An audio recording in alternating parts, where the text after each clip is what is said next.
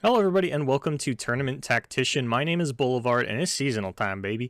Now, I didn't get to do a war room this week because the information for the seasonal top 32 deck lists weren't publicly available for quite some time. Then on Monday we got the NA seasonal list, and those are the only ones that I have. In this video, I want to kind of go over those lists with you and talk about some of the fun stats that I found regarding that. And then on Monday, I will have a war room looking over the publicly available information for the deck list of the top 32 of each seasonal, what actually won, that kind of stuff. And again, I will be casting the top 32 of the Asia seasonal with Shit Just Works, and that will be available on this YouTube next week. And in case you didn't hear, I'm actually involved in the upcoming North America top 32. That's right, not only did I cast the Swiss rounds, but I will be the analyst for the top 32. That's Freak there on the card below me and Pastry Time next to me. Now, I've been watching Freak for 10 years, and I've been watching Pastry Time for about as long as he's been involved in the LCS, so it's actually really cool to me to get to work alongside these guys, relatively early into my casting career. I've only been doing this for about a year, so super excited for this weekend, and excited to bring you guys the analysis that you're going to get a little bit more of in this video. But now's not the time for sentiment. Now is the time to talk about the top 32. Now, I did want to take a look at this graphic that was tweeted out a little bit earlier this week by the official Player in Terra account and just kind of touch on it before I actually get you into the deck list, because I do think it's interesting to look at. The one thing that I wanted to note is on the circle graph there, the Bilgewater section actually looks a little small comparative to what the reality was. Bilgewater was brought 47 times across 32 players, and for those of you keeping track at home, that's about as close as you get to each player on average bringing 1.5 Bilgewater decks, which is a sentence that really doesn't mean anything. But it does mean that the Bilgewater was a much larger representation of the meta than the graph necessarily visualizes. But I don't want to talk about champion numbers. I want to talk about deck numbers. Now, unfortunately, I don't have a graphic designer, and I am not a graphic designer, so I couldn't get you guys a clean way to get the information, but we're going to be looking at it's a Reddit post that I did earlier this week, but what I want you to focus on here is this middle column, the seasonal column, and I'll stop scrolling down when we get to the part where these hit 0. But I did want to go over the deck lists, and because this had a table built into it, this was sort of the cleanest way that I could think to do it, so please bear with me on that. But I did want to touch on, obviously, TF is going to be the most popular deck in the top 32. Now, remember, these are the decks that the players use to qualify for the top 32. You do actually have an opportunity to change your entire lineup between the Swiss portion and the top 32, so everything that we are seeing here is not indicative of what we're actually going to see in the top 32, and I'll give a little bit more of a prediction about what I think we will see in Top Cut versus what we saw here as we get a little bit closer to the end of the video, I guess. But for now, yeah, TF Fizz takes over 50% on Top Cut. That makes total sense. This number is actually a little bit low. I really thought it was going to break 20. I was expecting like 23 or something, especially relative to the number of TF Aphelios players that there were, because there were only 4 of them or 5 of them. There were 25 TFs in total. It was the 19 TF Fizz, 2 Go Hard, and then 4 TF Aphelios. So Bilgewater Aphelios was the second most played deck, and I had to consolidate that because the secondary champions on this one was actually really close. It was something like 4 Twisted Fate, 3 Zoe, 4 Diana, 1 Tom Kench, something along those lines. And then there was actually another little row of Aphelios decks. There was the Fiora, the Karma. Only 1 Aphelios Piltover and Zaun. I remember saying in Tournament Tactician last week that if I was playing in the seasonal, I would have brought Aphelios PNZ as my third deck, and I believe it was Macon Jackson that topped with this, if I'm remembering correctly. And yeah, I thought that this was a really solid deck. I was kind of surprised to only see one of it top. It was not the Tribeam Improbulator version. It was the Submersible version, which Ian Aguera had won the LBR with of Team Sultans. Of course, Macon on Team Sultans as well, so makes sense that they are running a similar list. Just really nice that they were able to hit the mark right on the first go-around. But yeah, this I definitely felt was really low. I don't know that it's necessarily going to go up going into the top 32. I don't think anybody that didn't run it is going to plan to run it, especially because there were other Targon decks that we saw, like the Aphelios SI Control. Yes, that's a one-of. This is not the Invoke version. This was, the more control-heavy version. Of course, the Invoke also only saw, 1. But going down the list of other things that were playable, Targon Lee Sin, 11 of these were Zoe, 1 was Aphelios, so I guess we, at least for this meta, which is really the only meta it mattered in, answer the question of which is better, Aphelios or Zoe. At least for a tournament lineup, if you're playing ladder, there definitely is an argument that Aphelios is better, but for a tournament like this, it makes total sense that we wanted to keep the Aphelios free and play that in a different deck. Shen Fiora, definitely higher than I expected, but with the presence of aggro still being what it was, this is a really safe pick, and I understand why it succeeded the way that it did. What I don't totally understand is Pirate aggro being the most represented aggro deck. I really thought that the Scout and Overwhelm train was going to pick up a little bit more steam, but Scouts half as much as Pirate aggro. Overwhelm is a little bit less at 3. But we even saw Pirate aggro in some non-aggro lineups. I think Black Boss topped with it was a Felios Bilgewater, I want to say. Twisted Fate Fizz, and then Pirate aggro as his third deck in this sort of, hey, you have to ban my aggro deck because I know everybody came in here shitting their pants about triple aggro lineups, so if you ban my aggro deck, then, I'm playing two of the best decks of the format in Aphelios Bilgewater and Twisted Fate Fizz, and if you don't ban it, then I'm probably going to cream you with my Pirate aggro deck, so, that's kind of what players did with that. It wasn't necessarily all aggro lineups that were playing this, because, as I had mentioned, you can't run it with Scouts, but I definitely thought Scouts was going to be more popular than Pirates, but every time we saw Scouts in Swiss, it was getting banned, so, maybe that's kind of something that played into it. But that's sort of what the meta looked like. Draven Ezreal coming in at 6 spots, that's definitely higher than I expected, and then Field Rush and Starspring, both only one of them taking the top slot, that's a lot lower than I expected, and Field Rush is really the only whale pile other than Go Hard that made it into the top cut. While I expected, I'm playing a whale pile, I'm looking to beat TF Fizz strategy not work out, I didn't expect it to fail this spectacularly.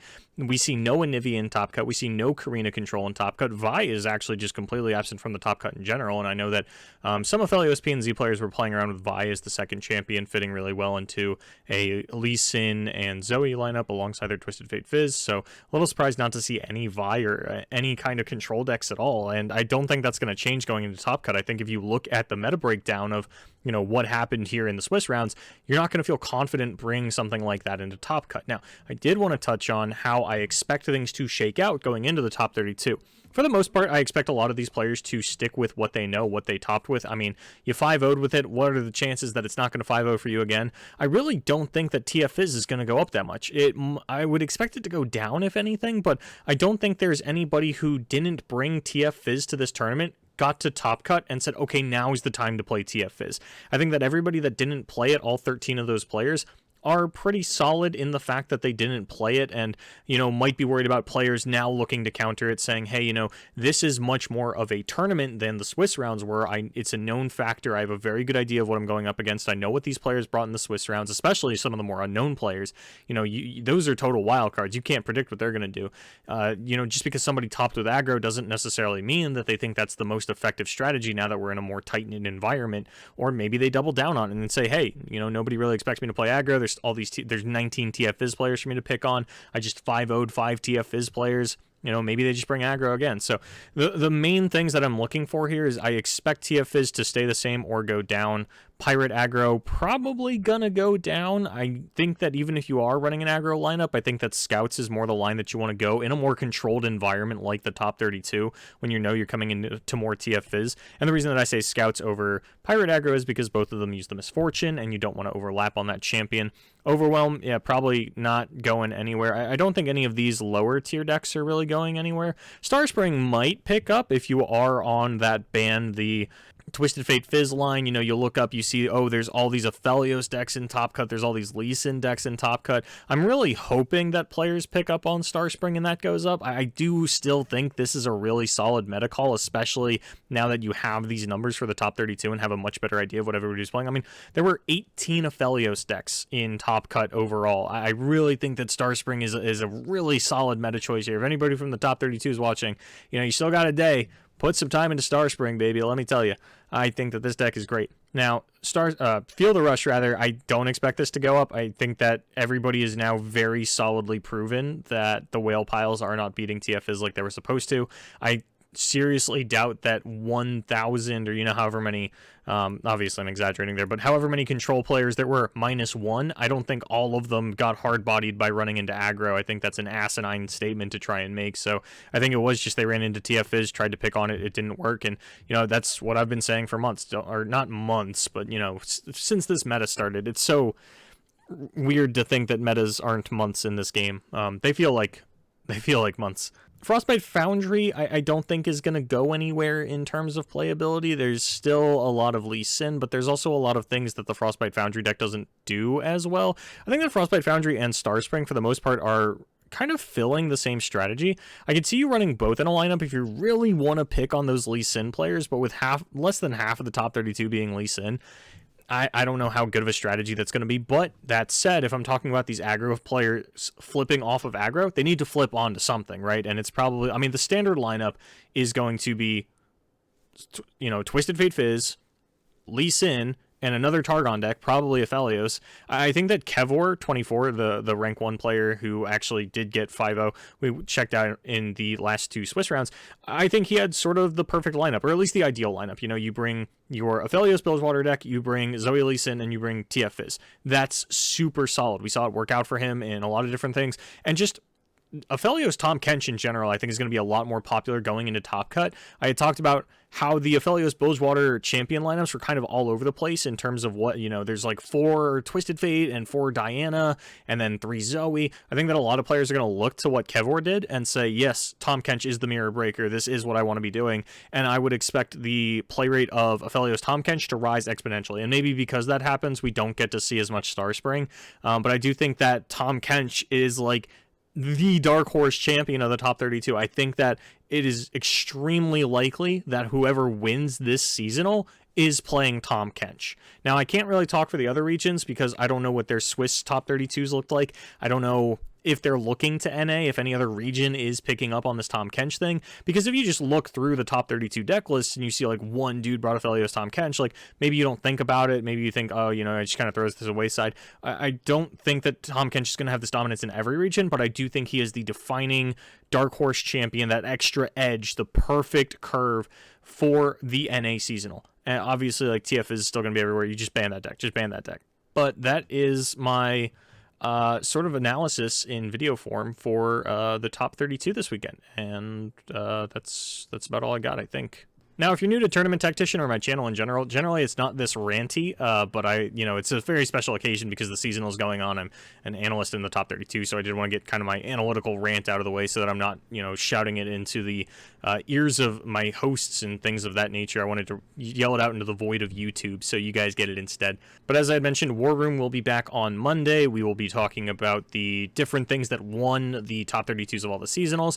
Again, I will be casting the Asian top 32 because they do not have an official English broadcast, so myself and Shit Just Works, I'll be uploading that to this YouTube channel as I have done with pretty much every other Korean and a couple Japanese tournaments. I have the last seasonal on this as well if you want to scroll through my videos if you're like, hey, what did the last Asian seasonal look like? Because the last Asian seasonal was a lot different than any other seasonal. Fiora Aesol was the most popular deck in their top 32, so I'm really excited to see what stuff they have kind of whipped up for us this time. Teal Red is in the top 32 again, so really excited to see what spice he brought. He didn't make it past top 32 last time, but I've got confidence for him, so I'm really excited to see what Teal Red has brought. And just watch out the entire top 32 of that event in general. I'm really excited to watch what Asia has whipped up this time around, what secret tech they have that the rest of the world was blissfully unaware of the entire time. But anyway, everybody, my name is Boulevard. Shurima drops next week. Very excited to get a tournament tier list for you running as soon as that drops. But yeah, thank you so much for watching. Don't forget to tune into the top 32 of the North America Seasonal this weekend, 4 p.m. Eastern Standard Time at Legends of Runeterra's Twitch channel. It's just Legends of Runeterra. They made a new Twitch. It's going to be there. I'm going to be there. I'm really excited for you guys to see it, and I won't let you down. Thank you so much for watching. Good luck in your tournaments.